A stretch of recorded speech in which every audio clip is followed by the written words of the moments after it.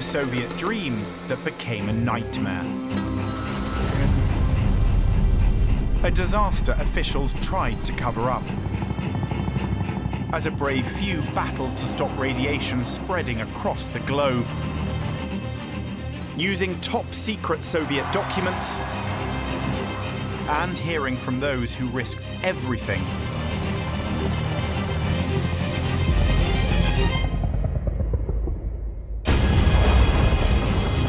This is the story of one of the world's worst nuclear accidents.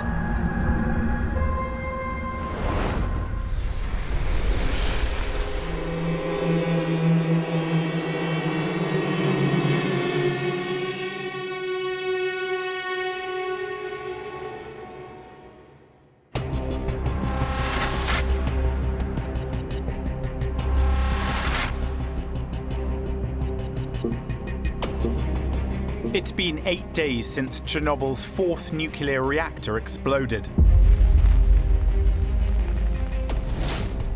The core of the reactor is smouldering, releasing large amounts of radioactive material into the atmosphere. Helicopters battle to stop this deadly radiation escaping from the molten core.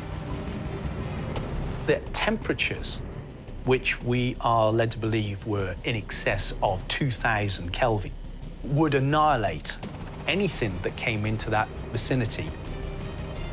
So the way to use that is to think about how we can use the heat to melt a structure that would act as a neutron absorber. A number of different things were tried. It was decided to dump a lot of sand on top of the reactor core. Temperature and radiation levels are rising. There was a need to think about other types of element to encase that fallout. Lead and a rare element called boron are added to the sand. Up to 200 drops are made every day. They were tasked with going what they call bombing runs, filling up sandbags and dropping them through quite a narrow hole in the roof onto the reactor below. It's incredibly dangerous work. The entire time, the people in the helicopter were receiving quite a high dose of radioactivity. The reactor is leaking radiation that's up to 10 times above a lethal dose. One of the pilots who flew over the disaster site is Soviet Captain Alexander Maruhin. И о себе не думаешь, а думаешь о том, что какую пользу мы принесем. Завалено, но очень большая радиация шла с этого котла. Очень большая радиация.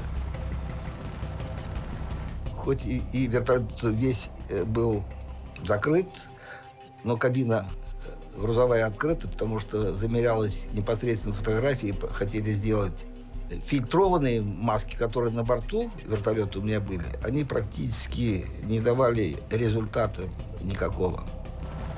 In total, 5,000 tons of materials are dropped onto the reactor. 9 days after the disaster, the temperature begins to fall, and the radiation leak suddenly drops by 99%. But by then, the radiation leak outside the plant is huge. Large areas of Ukraine are now highly radioactive.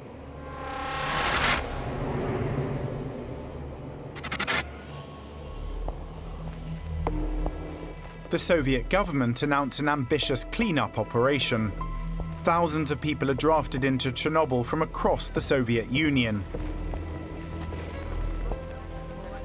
Most of those were young men, and they were given a job to do without really being told the full consequences of what they were undertaking. They become known as liquidators. Liquidators was a Russian term to describe the people who were engaged in the cleanup. Mostly soldiers and other military people, many of them conscripts, brought in to do the dirty work. Ultimately, around 600,000 people were involved in this liquidation campaign.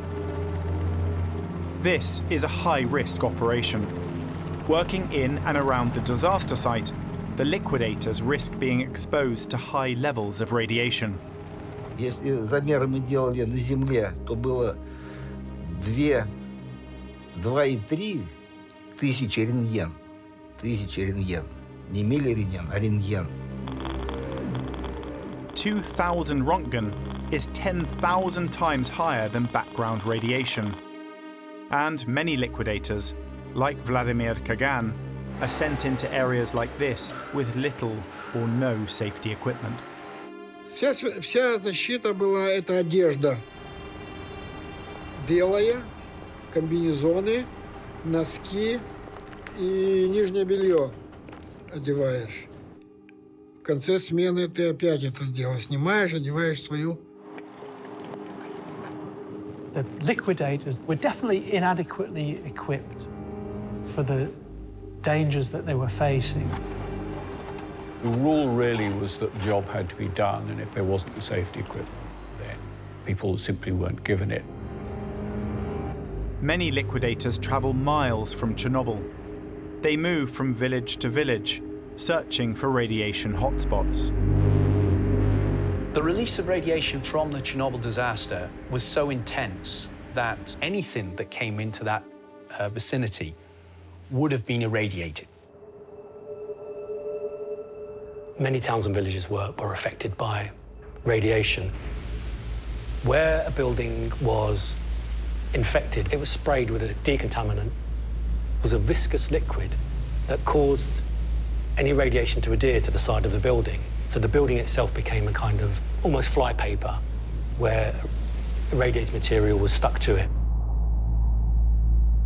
In other places where the radiation levels were even higher, bulldozers were sent in and entire villages were completely flattened.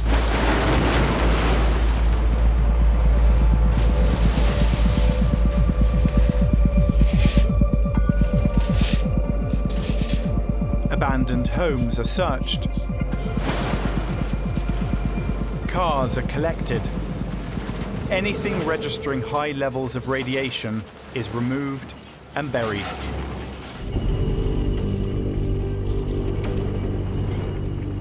Then, some liquidators are sent on a bleak search and destroy operation. You needed to remove all the livestock and much of the wildlife as well, because it was radioactive. They went into towns, villages, found animals, pet dogs, cats, and shot them. It was terrible, soul-destroying work.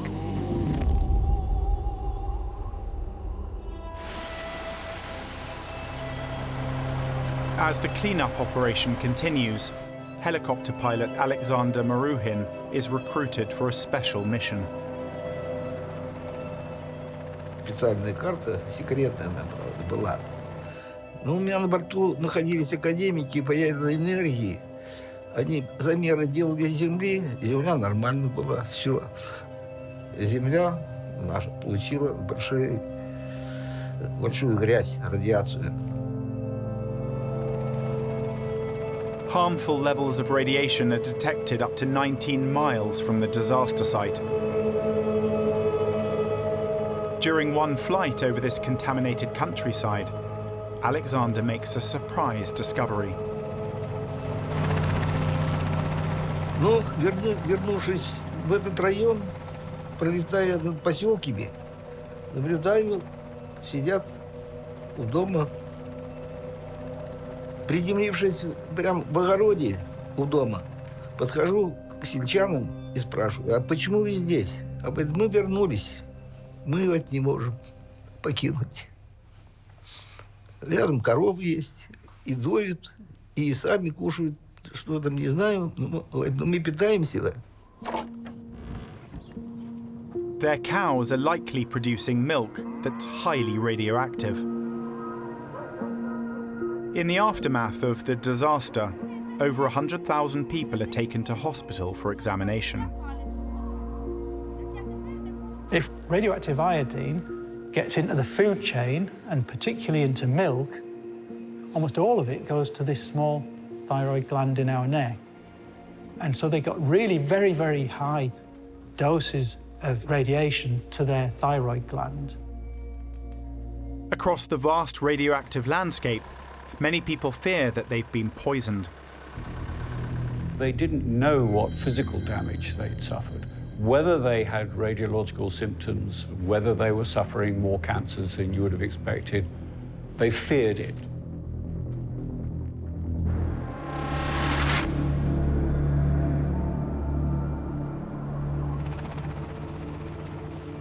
Soviet authorities face a dilemma. Chernobyl used to produce 10% of Ukraine's electricity, and that power is still needed. Despite the huge dangers involved, it's decided the 3 working reactors must be switched back on. То есть никто не думал вообще среди персонала, что станция не будет жить, когда будем пускаться. Поэтому первая была задача навести порядок в радиационных делах, научиться работать в этих условиях, перестать рвать на себе рубашки и самое. Before Chernobyl can begin producing power again, 2 things must happen. Highly radioactive material has to be disposed of, and the destroyed reactor must be enclosed. This was easier said than done because nothing like this had ever happened before, and nobody had the experience of building a containment device to prevent further radiation escaping.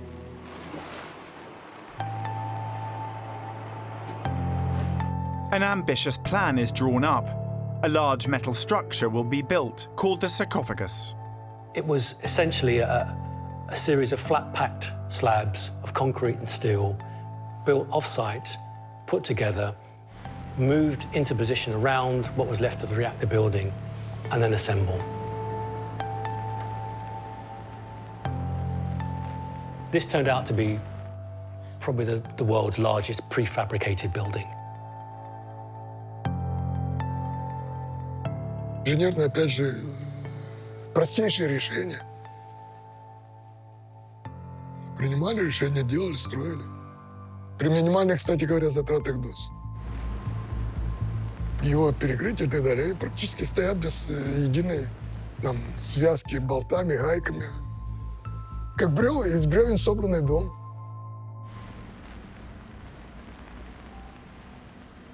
The walls of the sarcophagus are built, but next to the exposed reactor is a roof, covered in highly radioactive material.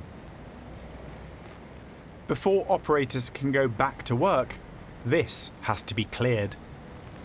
They tried using robotic vehicles, automated vehicles, but it didn't work. Essentially, the radioactivity fried the circuits of those robots, and they died. It became very clear very quickly the only solution was to use humans to do this work. And in a grim piece of Soviet irony, they became known as biorobots.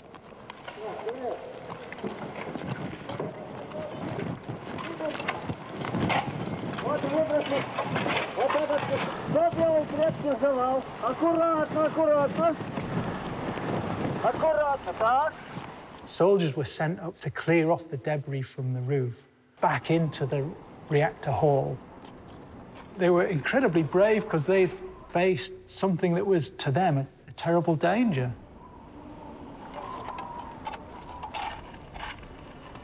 Radiation levels on the roof are extreme. Liquidators are given strict time limits. Within 90 seconds, they could receive an entire year's dose of radiation.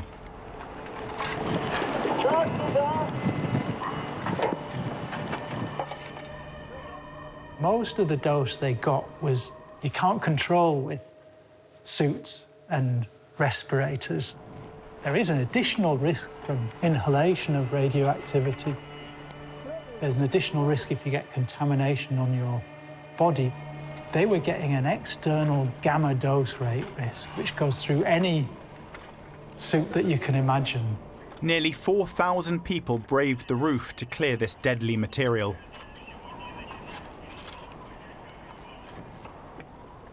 These people were following orders and they had to do what they were being told to do.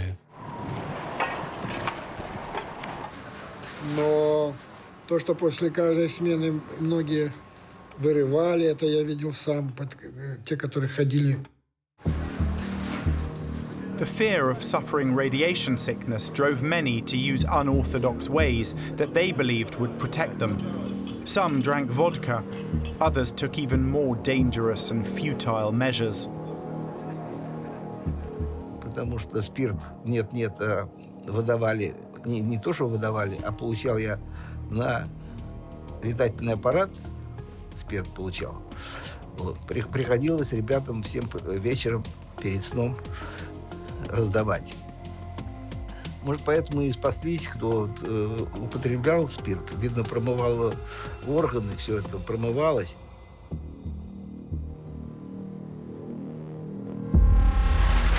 5 months after the explosion, the roof's radioactive material has been cleared. The Chernobyl power plant's 3 working reactors can now be switched back on.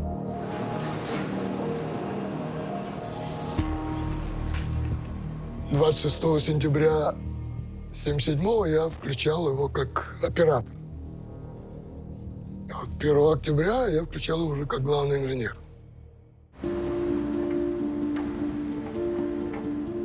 The Liquidators raise a flag to celebrate.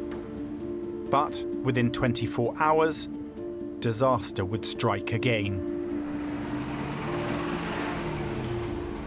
As the sarcophagus neared completion, a military helicopter was flying over the sarcophagus, pouring decontaminant into the reactor just as a final cleansing operation, as it were.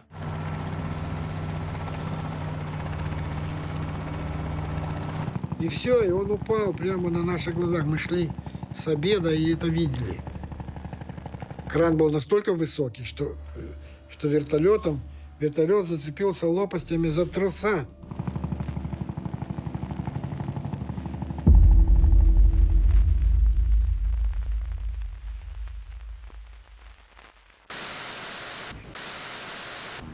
Это просто катастрофа.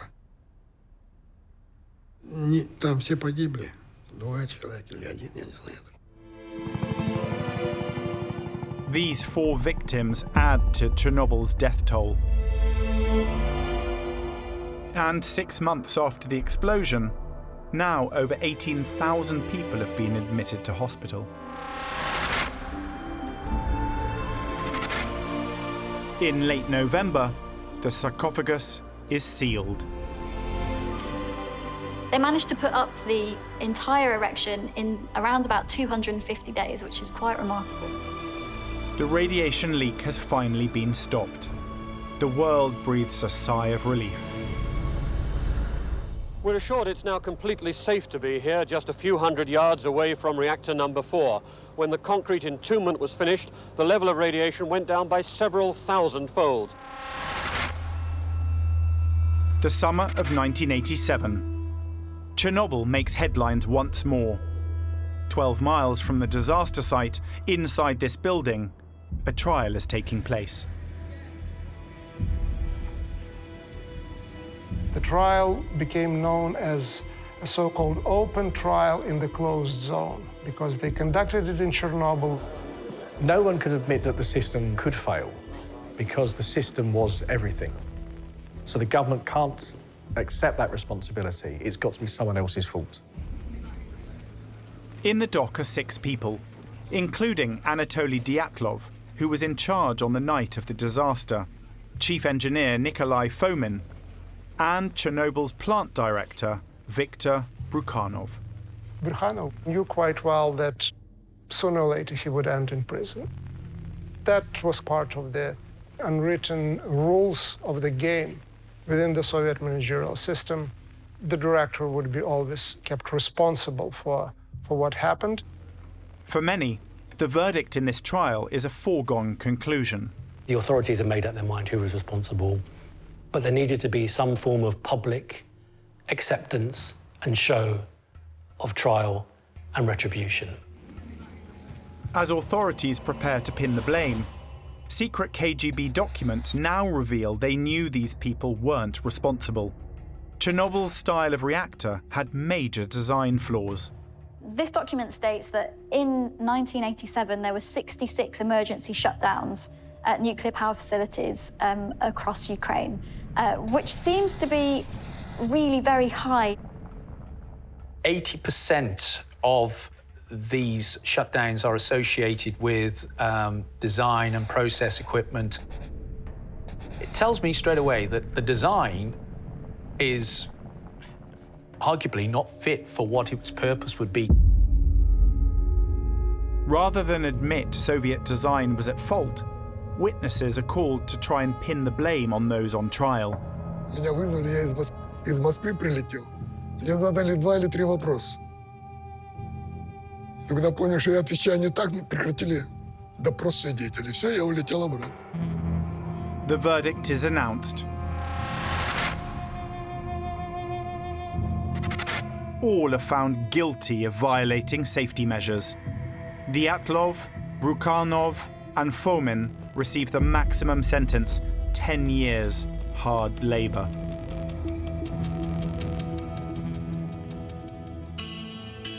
Потому что надо было бы в другом случае сказать, что у нас плохая техника, что у нас провалена наука. Есть виновник, люди нарушили правила. Все, точка. Великолепная техника, великолепное оборудование.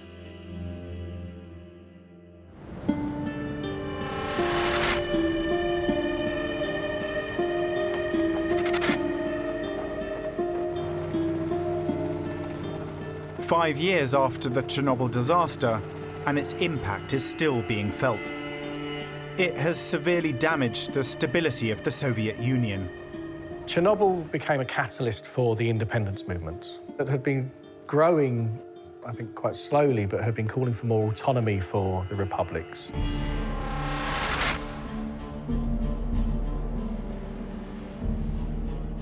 In Ukraine, the first issues related to Chernobyl, with the demand, tell us the truth about Chernobyl. Show us the map of the fallout. It's impossible to imagine Ukraine's road to independence without mobilization around Chernobyl. Disillusioned with how the Chernobyl disaster has been handled, the Ukrainian people declare their independence. It's the beginning of the end of the Soviet Union.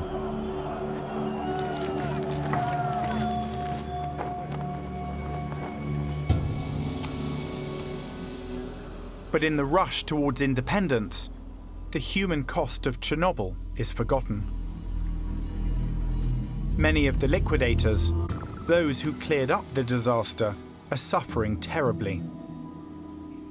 И все, что мы получили доза радиации, ну, нам, конечно, об этом не говорили, но все равно мне дало все заднее место. После этого сделали операцию, и сейчас я инвалид первой группы.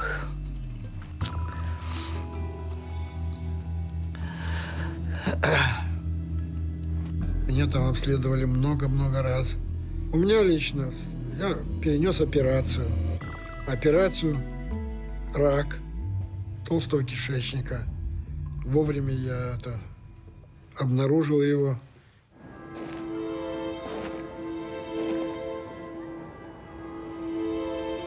The official death toll stands at just 31. But those who were at the disaster site tell a very different story. Значит, умерли с моей бригады 5 человек из 8. Понимаете? Молодых причем. Моих друзей, которые выполняли задачи, а выполняли все почти. И много померло, ребят. Очень много. Не знаю, кто живы или нет, с моего экипажа и всех, сколько я летчиков знал, уже многие ушли от нас. Очень много ушли. Even for those who didn't receive a fatal dose of radiation, there is still a huge price to pay. People's fear of what might happen to them because of the radiation. That's been the biggest single problem in terms of health effects. Убьет радиация и так далее. Психологически-то многие сломались. И он жил в ожидании, когда у него испортится здоровье, когда у него возникнет рак. You think the radiation is going to do harm for you, so you don't take as good care of yourself as you might. You might drink more, you might smoke more, you might live more dangerously. And so those factors in the lives of the liquidators have been much more important than the radiation dose that they received.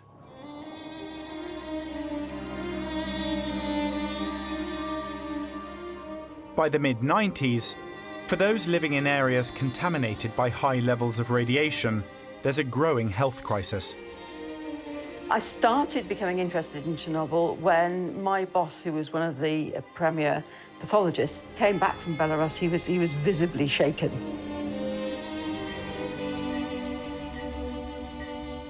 We have seen an increase in thyroid cancer in about 7,000 children. Everyone was a child at the time of the accident. We predict there'll be probably in excess of 16,000 thyroid cancer cases, but that will be spread over a long period of time, so over the next 50 years.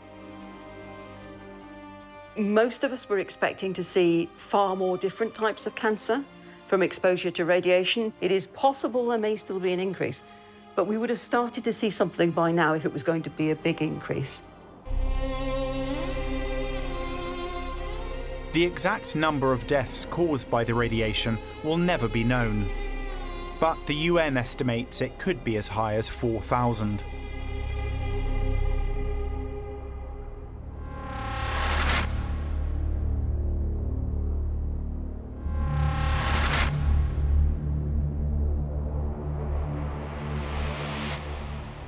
The city, just 2 miles from the disaster site, remains a haunted wasteland.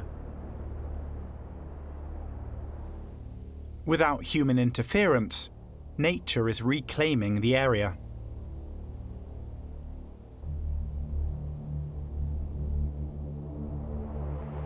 But at Chernobyl, there's a growing problem that threatens to raise radiation levels once more.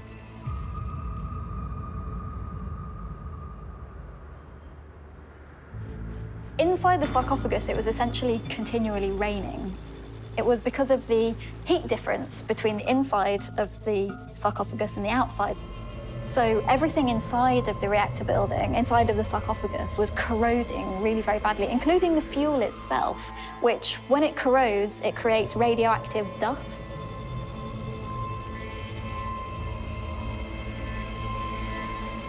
The sarcophagus is falling apart. A lot of it was built so that it was propped up, basically like a house of cards. It was really never built to last.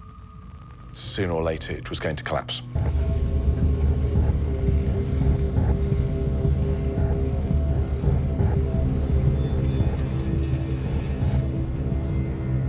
Workers explore Reactor 4's building and discover corrosion in many areas. Recognizing the threat Chernobyl still poses, 45 countries, including the United States, Russia, and the United Kingdom, all donate towards a new, safe confinement shelter. The overall plan was something like 2.1 billion, and 1.5 billion of that was for the construction and design and construction of the new safe confinement. Work finally starts on the new structure in 2010. But it takes another 6 years until it's ready to be placed over the old sarcophagus. It was decided that the best solution was an arch that could be built some distance away with a relatively low levels of radiation exposure and then slid over the facility once it's completed.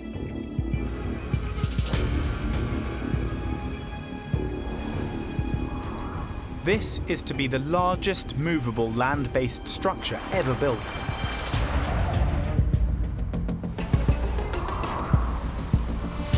Sliding something 3 times the weight of the Eiffel Tower with millimetric precision over several days.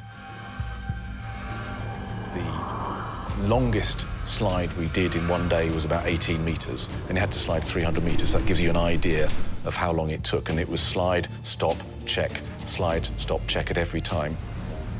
As soon as we got to slide over the confinement, we had to interface with the old structures.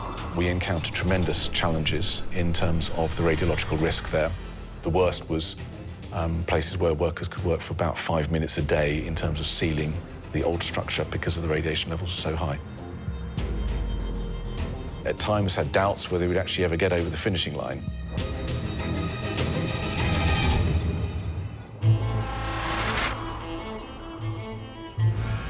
The shelter is finally in position. As the new confinement structure is sealed into place, radiation levels fall by 90%.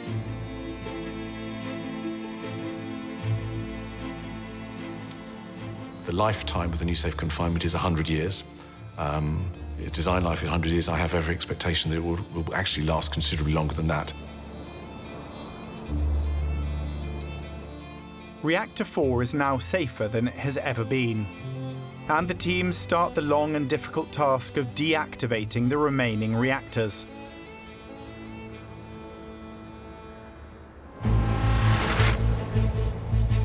But 6 years on, the contained Chernobyl plant is about to face another catastrophe.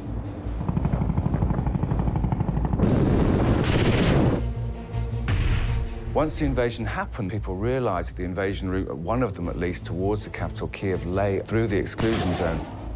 Russia was moving tanks and heavy equipment through the zone, and that raised radioactive dust.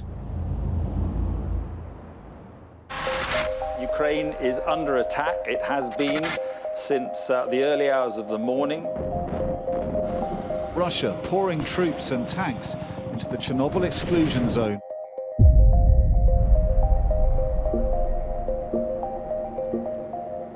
At the end of February, Russia invades Ukraine. Around Chernobyl, the Ukrainian army prepares to fight. The spectre of another nuclear disaster strikes fear around the world. Chernobyl is this word that is associated with such great horror, and the thought that that might suddenly not be safe was a huge cause for concern. As Russia invades, Ukraine tries to establish Chernobyl and other nuclear power plants as no-go areas. The Ukrainian authorities were begging the International Atomic Energy Agency to negotiate a deal in which there would be a 30-kilometer exclusion zone, the area that would be prohibited for any kind of military actions and any kind of military operations. Their pleas fall on deaf ears. Without any agreement in place, Chernobyl and all the staff who work there remain a target. There's still a lot of people working on the Chernobyl site. A lot of scientists that are needed, there's a lot of administrators that are needed, there's a lot of maintenance people that are needed. It's about 2,500 people that are there. They're going in and out on a daily basis. The main task to the people working on the site is really just to make sure that the place stays as safe as it possibly can, checking the spent fuel, making sure that there's no damage to any of the containers and so on.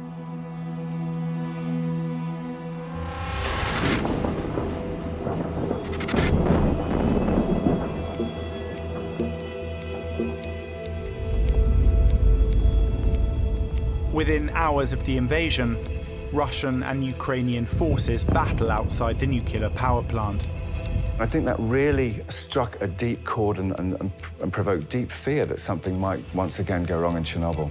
The Chernobyl plant is now in the hands of the Russians. It was actually reported that a shell had hit one of the containers housing the nuclear waste. And a spike was recorded in radiation levels. In some areas, the indicators were showing that the radiation level went 10 times up. What happened was that Russia was moving tanks and heavy equipment through the zone.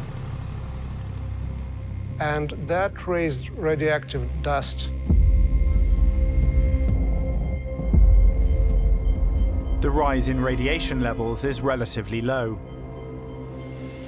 but it's a frightening reminder of what could happen. Any nuclear power plant is strategically important. You know, there's the psychological impact of it, of being able to capture something that will hit the headlines. The Russians have now got control over this area where there was a disaster that happened. What's going to happen next?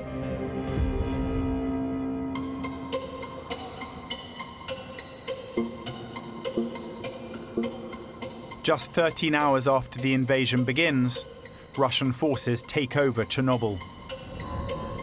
200 workers are taken hostage. The Russians then forced them to maintain and run the site, which was challenging because they can't really work 7 days a week, 24 hours a day. However professional or however well-trained you are, if you're working under duress, or if you're working in difficult circumstances, or if you're not getting enough rest, there is a risk you may start to make mistakes. I don't think the taking of the people hostage necessarily was the scary bit. If they'd kicked them all out or they'd killed them, then that would have been even more scary. The workers are held hostage for the next 13 days.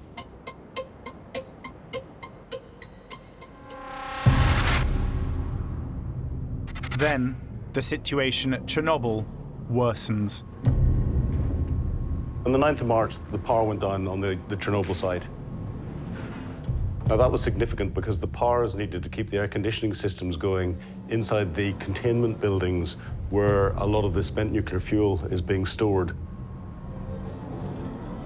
More than 30 years have gone into making this place safe, but if the systems they put in place are no longer able to function properly, then people would obviously be worried about the potential consequences.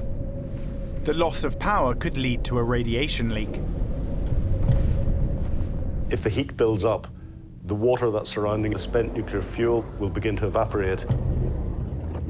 And that evaporated water will pick up radiation and radioactive isotopes from the spent fuel rods and put them into the atmosphere in the containment area. It would increase the danger in the area and the danger of highly radioactive isotopes escaping into the atmosphere if that got vented. Information leaks out that the Russian soldiers don't understand the danger the Chernobyl plant holds. They won't have been briefed of the hazards in Chernobyl. In fact, there are reports to suggest that many of them had never even heard of the Chernobyl disaster.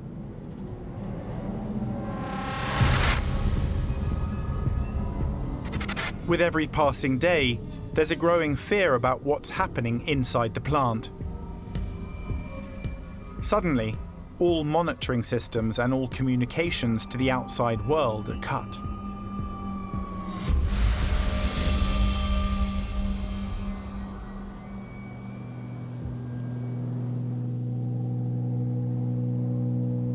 Once you cut off communication, you can hope that everything's okay, you know that there are systems there, but ultimately you do not know what's happening.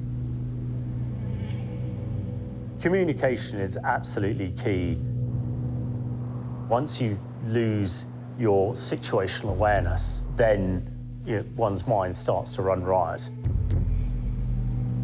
And when you're looking at a potential nuclear disaster, and there is no information going any way, people obviously start thinking about what the implications are.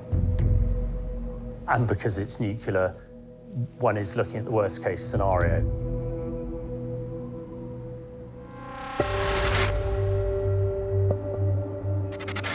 After 5 days, Chernobyl is reconnected to the power grid. When we realised that actually Chernobyl was back up and running, the power was running, people were there, the flow of information was happening, that was a huge relief.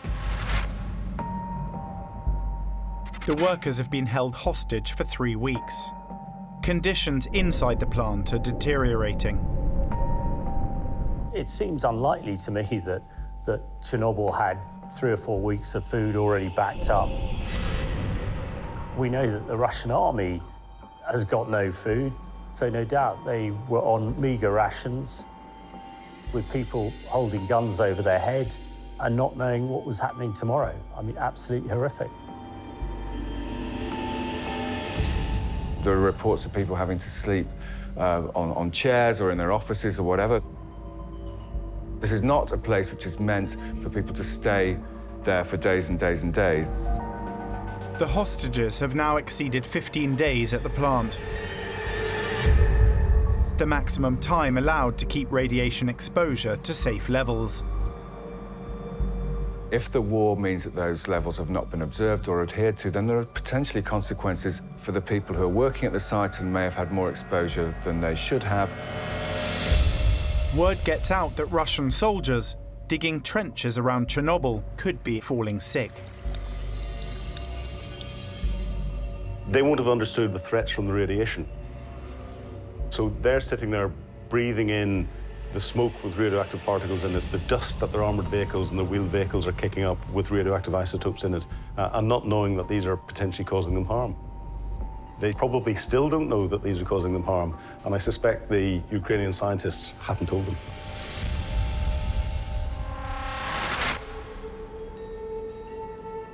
Russian troops have now pulled out of the heavily contaminated Chernobyl nuclear site. After 24 days of captivity, the hostages are finally released. And replacement workers are allowed to enter the site. It was a relief, things were starting to get back to normal, but it's a reminder that in order for the safety procedures to function properly, people need to be allowed to go in and out, not kept there in circumstances which must have been at times terrifying.